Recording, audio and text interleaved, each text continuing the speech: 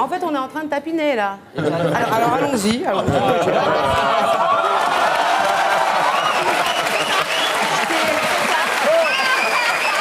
Le grand journal de la suite avec Jean Rochefort et Jamel Debbouze.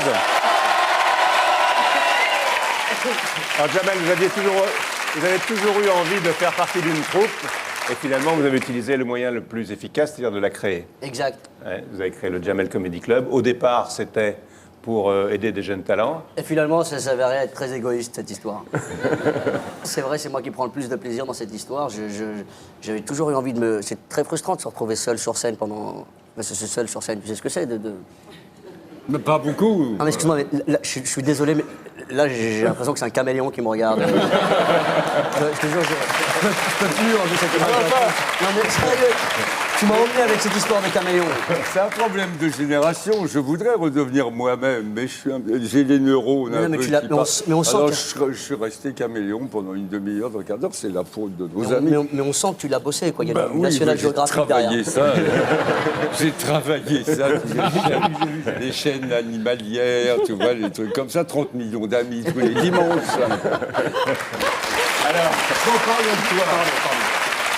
Parlons de toi. donc le Jamel Comedy Club a existé, a grandi, se développe. On ne sait pas jusqu'où ça va aller. Vous avez beaucoup de talents autour de vous aussi. Et puis, donc il y a une petite salle, grande salle, le Casino de Paris. Oui, non, mais oui, là on vient de sortir un DVD du spectacle au Casino de Paris, à ne pas confondre avec l'émission qu'on a tournée cet été sur cette même chaîne. C'est un truc, effectivement, je suis assez fier d'avoir pu rassembler autant d'énergie, autant de talent sur la même scène. C'est presque une étude sociologique, ce spectacle, sauf que c'est très, très marrant. Je t'invite quand tu veux. Mais je vais venir. Je nourris pour ce garçon une affection profonde. Et comment dirais-je, il m'a redonné le moral, parce que je trouve que être arrivé au sommet du box-office comme il l'est, et tout à coup s'intéresser aux autres, me donne le courage de vieillir. Parce que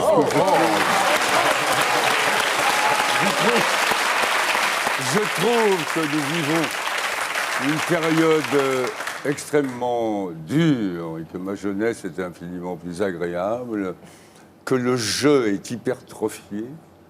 Et quand je vois quelqu'un qui, comme ça, comme un chien truffier, renifle les talents, ça me bouleverse. Alors on va enchaîner difficilement pour après la formule. Voici les talents, voici quelques-uns des talents. Et ce sont les talents féminins ce soir. Amel, Blanche et Claudia.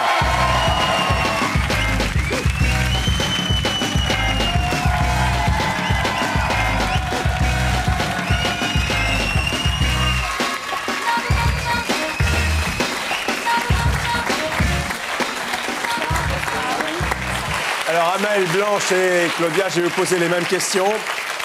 Par où en êtes-vous passé pour arriver là?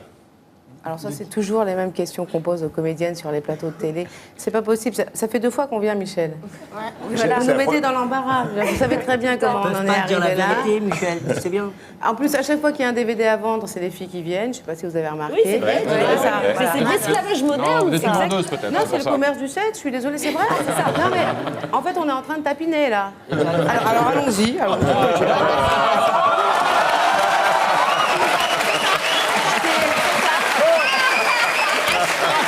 Il faut acheter le DVD.